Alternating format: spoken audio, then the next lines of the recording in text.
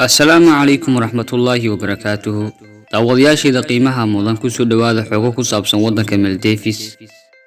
Maldives waa dal dhaca gudaha badweynta Hindiya, waana dal ka kooban in ka badan 1000 jasiiradood aad u yar, wuxuuna xuduud biyo la wadaagaa wadamada Sri Lanka iyo Hindiya, waxayna masaafo ahaan u jira qaaradda Aasiya 1000 kiiloomitir.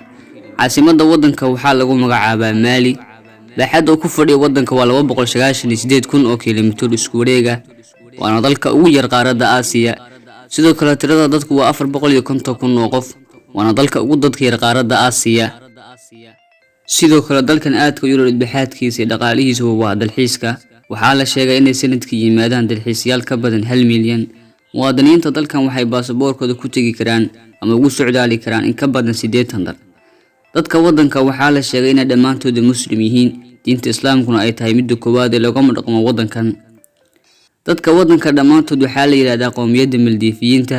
sidoo kale qof walba oo ku nool wadanka waxaa sanadkii helaa ama dakhli ahaan u soo gala 20,000 oo dollarka Mareykanka. sidoo kale siyaasad ahaan dalku waa mid nidaam madaxeed oo baarlamaani ah, madaxweynuhu waa madaxa xukuumadda iyo kan dalka oo dhan. wadanku wuxuu leeyahay diblomaasiyad uu la leeyahay wadamada caalamka oo dhan. haddaba daawada haddii ay tahay markii kuugu horeysay oo soo boqoto kanaalka Mandhiga Xogaha, haddaba subscribe saar si aad ula socoto macluumaadka ku saabsan dunida.